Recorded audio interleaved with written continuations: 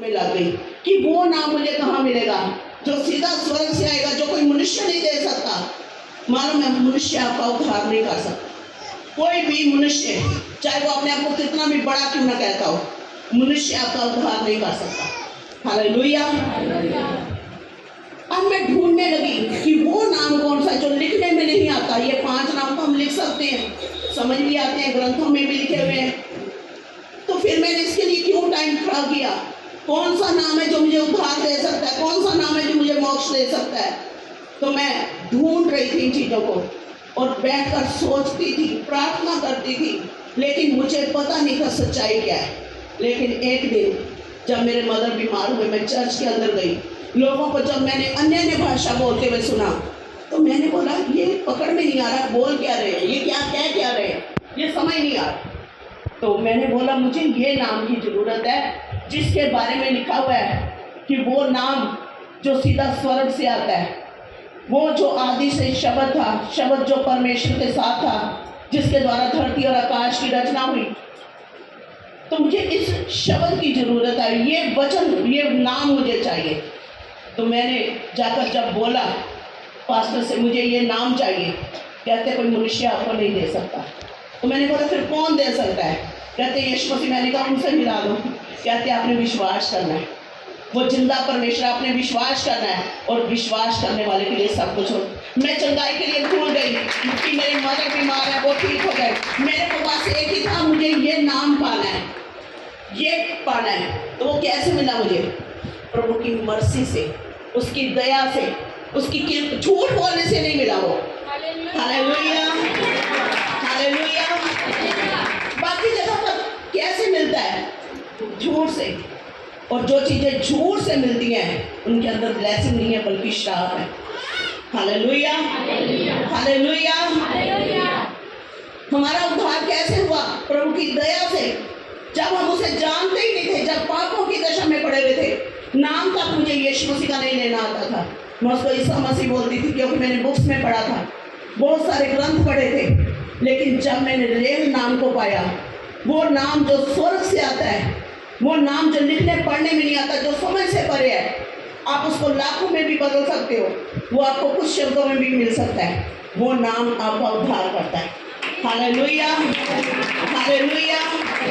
कहता है वो दया परमेश्वर की। हम किसके द्वारा बचाए गए? दया के द्वारा। हमारे ऊपर क्या हुआ? दया हुई। जब हम भटकी हुई भेड़ों के समान दर बदर भटक रहे थे, दुखी थे, बीमारियों में थे, कलेशों में थे, बाइबल बोलती यीशु मसीह के पीछे बहुत सारे लोग आए, भीड़ें आई। पढ़े जरा मत्ती 9 अध्याय। बीमारी, लोगों की बीमारी और दुर्बलताइयों को क्या कर रहा था? उनसे उनको छुटकारा दे रहा था। हालेलुया। असली गुड न्यूज़ मालूम पता क्या है? आपका छुटकारा। आमीन। और वो जो परमेश्वर की इच्छा है, आपका छुटकारा क्या है? परमेश्वर की मर्जी है। हालेलुया। बहुत सारे लोग कहते हैं कोई बात नहीं, प्रभु के पास कहीं मर्जी चले जाओ, कोई नहीं दे देगा छुटकारा, कोई बात नहीं, नहीं तो उसकी मर्जी। लेकिन उसकी मर्जी क्या है? कि वो आपके ऊपर दया करे।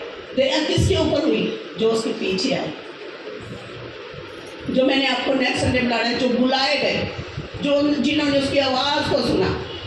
और क्या लिखा है? वो उनकी कमजोरियों को दूर करता रहा। हालेलुया। और लिखा है 36 आयत में, जब उसने भीड़ को देखा तो उसको लोगों पर तरस आया। हाँ, जब भीड़ को देखा तो क्या आया? प्रभु को। परमेश्वर क्या है? दयालु और अनुग्रहकारी। और उनका पुत्र यीशु मसीह वो क्या कर रहा था? लोगों के ऊपर तरस कर रहा था। हालेलुया। मालूम है, यीशु मसीह ने जितने भी बड़े बड़े चमत्कार किए, उसके पीछे वजह क्या थी? प्रभु का तरस। हालेलुया। जब वो देखता था लोगों को, अंधे को देखा, तरस आ गया, जा तू देखने लग, बहरे को जा तू सुनने लग। एक विधवा माँ का बेटा जवान मार चुका है और बोला अर्थी नीचे रख दो, दया आ गई प्रभु को, बोला जवान उठ जा, और क्या हो गया? जवान उठकर खड़ा हो गया। हालेलुया। जितने भी चमत्कार है उसके पीछे जो मेन पावर है वो है दया। लोगों के ऊपर क्या करना? दया करना। ये परमेश्वर का नेचर है। वो दया का धनी है, उसको दयालु परमेश्वर बोला जाता है। और वो इसलिए नहीं करता कि हम बहुत अच्छे हैं, वो अपने स्वभाव के कारण करता, उसका नेचर ही है। आप चाहे लाख धोखा भी दे दो, उसका नेचर है, उसने फिर भी दया करनी है। Hallelujah, hallelujah. और प्रभु यीशु मसीह बड़े बड़े काम करते फिरे। क्यों? क्योंकि वो दयालु है। आज हम चाहते हैं कि हम परमेश्वर की संतान हैं और हम प्रभु से बोलते हैं, प्रभु हम भी बड़े बड़े काम करना चाहते हैं। तो अगर प्रभु ने बड़े काम किए, उसके पीछे जो ताकत थी वो थी दया करना लोगों के ऊपर। अगर आज आप अपने जीवनों में बड़े काम चाहते हो तो आपको भी क्या करना पड़ेगा? दया करनी पड़ेगी। हालेलुया। लिखा धन्य है वो जो दयावंत हैं। मत्ती 5 अध्याय के अंदर लिखा हुआ है, धन्य है वो जो दयावंत है, उन पर भी दया की जाएगी। जिन्होंने कहता दया नहीं की, उनका न्याय भी बिना दया के किया जाएगा। अगर आप उसको ऊपर तरस नहीं खाना चाहते, आप उस पर दया नहीं करते, तो परमेश्वर कैसे दया करेगा आपके ऊपर? हालेलुया। अगर आप दयावंत हैं, बाइबल में लिखा है जो कंगाल पर दया करता है वो परमेश्वर से अनुग्रह को पाता है कि जब उसे जरूरत पड़ेगी तो परमेश्वर भी अपना हाथ उसकी ओर बढ़ाएगा, जिसने दया की है। लेकिन जिसने दया नहीं की, तरस नहीं खाया, उसका न्याय भी बिना दया के किया जाएगा। एक बार प्रभु यीशु मसीह के पास एक बंदा आया और प्रभु से बहुत सारे लोग शिक्षा लेते थे कि प्रभु जी अनंत जीवन के लिए क्या करें। प्रभु ने बोला सबसे पहली आज्ञा है कि अपने प्रभु परमेश्वर को क्या कर? प्रेम कर, पूरे मन से, प्राण से, अपनी ताकत से, अपनी बुद्धि से परमेश्वर को क्या कर? प्रेम कर। और दूसरी आज्ञा कि अपने गुआंढी के नाल अपने वर्गा प्यार कर। अपने पड़ोसी से क्या कर? प्रेम कर। अपने जैसा कैसे? जैसे अपनी चिंता करता है, मुझे खाना चाहिए, मुझे कपड़ा चाहिए, मुझे आज इतनी इनकम चाहिए, तो कहता अपने गुआंढी की भी इतना ही चिंता कर। Hallelujah, hallelujah. अगर हम पड़ोसी को देखते हैं, उसको तुच्छ जानते हैं, हम तो अच्छे हैं, ये नहीं अच्छा, ये गलत है, तो हमारे ऊपर भी वो जो दयालु परमेश्वर कैसे दया कर सकेगा अगर हम दयावंत नहीं है? प्रभु से पूछा, प्रभु बताइए। कहता अपने पड़ोसी से प्रेम कर। और आपको बोलता प्रभु मेरा पड़ोसी कौन है? तो प्रभु यीशु मसीह ने उसको एक कहानी सुनाई। एक कहते सुन, एक उदाहरण दिया। कहते सुन, एक बंदा कहते यरीहो की ओर जा रहा था और वो व्यापार करने के लिए जा रहा था, अपने साथ कुछ पैसा लिए हुए था और जा रहा था। तो रास्ते में क्या हुआ? डाकुओं ने उसे पकड़ा, उसको मारा, पीटा और उसके वस्त्र तक उतार लिए और उससे पैसा छीन लिया और छीन कर भाग गए। उसको घायल करके, जख्मी करके उस रोड के किनारे छोड़कर उसको वो लोग भाग गए। तो कहते अब सुन वहाँ क्या हुआ कि सबसे पहले कहता वहाँ से एक याजक गुजरा। याजक मतलब पास्टर गुजरा और उसने उसको देखा और देखकर चला गया। हो सकता है उसको कोई परमेश्वर का वचन बताकर चला गया हो कि प्रभु तेरी मदद करेगा, लेकिन उसने आप उस पर दया नहीं की। और हम कई बार क्या करते हैं, कई बार हमें कोई बताता अपनी प्रॉब्लम, कोई बात नहीं प्रभु तुम्हारी मदद करेगा। अगर वही प्रॉब्लम हमारे ऊपर आ जाए तो हम उस प्रॉब्लम का इतना बड़ा ढिंढोरा पीटते हैं कि मेरी प्रॉब्लम बहुत बड़ी है। थोड़ा सा इतनी सी भी प्रॉब्लम आ जाए, मेरी प्रॉब्लम बड़ी है। बाइबल बोलती हर एक इंसान को अपना दुख बड़ा जान पड़ता है।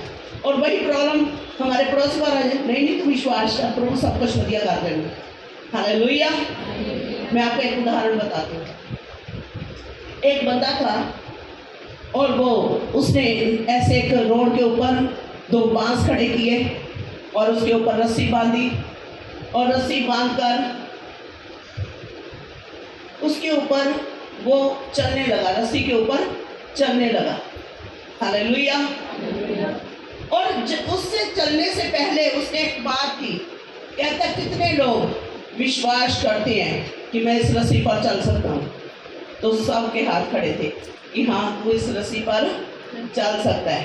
तो जब वो रस्सी के ऊपर चला गया, रस्सी के ऊपर चलने लगा और अब वहाँ पर खड़ा है और कहता आप मुझे बताओ तुम में से कितने लोग विश्वास करते कि तुम उस रस्सी पर चल सकते हो। तो अब किसी का भी हाथ नहीं खड़ा। मतलब हम दूसरों के लिए तो बहुत विश्वास करते हैं, लेकिन कि हाँ तो इस प्रॉब्लम में से निकल सकता है, कोई बात नहीं, अच्छा तेरी बड़ी गवाही आने वाली है, तो ये कर सकता है वो कर सकता है, लेकिन वही प्रॉब्लम अपने ऊपर आ जाए, नहीं तो हमें नहीं पता कितनी बड़ी प्रॉब्लम है। हालेलुया। तो कहता है अब तुम अपने लिए विश्वास करो। हम चर्च में क्यों आते हैं? दूसरों के लिए विश्वास करने के लिए या अपने लिए? कई बार मैं कोई वचन बता रही होती हूँ, साथ वाले को देखकर हंसते रहो, भाई वहाँ तेरे लिए वचन है, तो आपके लिए क्या है? हालेलुया। जब भी हमने वचन सुनना, अपने लिए सुनना, दूसरों के लिए नहीं सुनना। हालेलुया। क्योंकि हमें दया की जरूरत है, परमेश्वर के उस अनुग्रह की हमें जरूरत है। आमीन। हालेलुया। तो प्रभु यीशु मसीह ने बोला कि वहाँ वो बंदा जख्मी पड़ा हुआ है और उसको वो याजक क्या कह के जा रहा है, तू प्रभु के उत्ते विश्वास कर, लेकिन उसको हेल्प नहीं करी।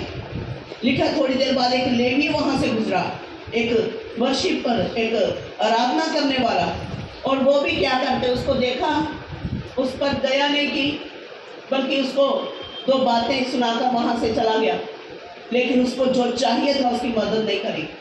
लिखा थोड़ी देर बाद वहाँ से एक सामरी गुजरा।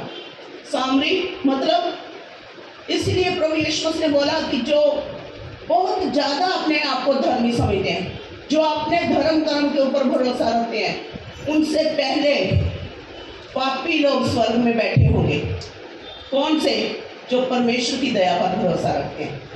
हालेलुया। दानियल ने जब एक बार प्रार्थना की ना, दानियल की किताब में लिखा, उसने कहा परमेश्वर हमारे कामों के कारण नहीं, लेकिन उस दया के कारण, उस दया के कारण हमें स्मरण कर जो तू करता है, तो अपने नेचर के कारण हमें बचा। हालेलुया। हालेलुया। तो वचन में लिखा है एक सामरी वहां से गुजरा। सामरी मतलब जिसको कोई वचन की नॉलेज नहीं है, जिसके पास कोई ज़्यादा ज्ञान नहीं है, लेकिन उसके अंदर दया है। वो छोटी जाति से आता है, उसके अंदर दया है, और उसने उसको देखा, उसको तरस आया उस जख्मी के ऊपर, और उसने क्या किया, उसको उठाया, उसके पास दाखरस था, और उसने उस थोड़ा सा वाइन थी उसके पास, उसने ली और उसके जख्मों को साफ किया, उसके ऊपर कॉटन से अच्छे से साफ किया, पट्टी बांधी मरहम की, और उसके पास वो गधे की सवारी करके जा रहा था। पहले टाइम में लोग दूर जाते थे गधे पर बैठकर, जहाँ घोड़े पर जाते थे, तो वो गधे से उतरा और उस बंदे को, जख्मी को क्या किया, अपने गधे पर बिठाया और सराय के स्वामी के पास ले गया, और जाकर उसको स्वामी को बोला कि इसे क्या कर, 2-3 दिन अपने, कुछ दिन अपने पास रख और इसकी सेवा करना। हालेलुया। हालेलुया। ये सामरी जो है, ये यीशु मसीह के नेचर को दर्शाता है, ये परमेश्वर के स्वभाव को दर्शाता है। ये नहीं कि हम चर्च जा रहे हैं और रास्ते में हमारे पास कोई बंदा, रास्ते में हमारे कोई देखा, हमने कोई बंदा दुखी पड़ा हुआ है, लाचार पड़ा हुआ है, और हम क्या कह रहे हैं, नहीं हमारे कपड़े, चर्च में जाना, हमने वहाँ पर खड़े होना, हमारे कपड़े खराब हो जाएंगे, हम इसकी मदद कैसे कर सकते हैं? प्रभु ने बोला मैं बलिदान नहीं, दया से प्रसन्न होता हूँ।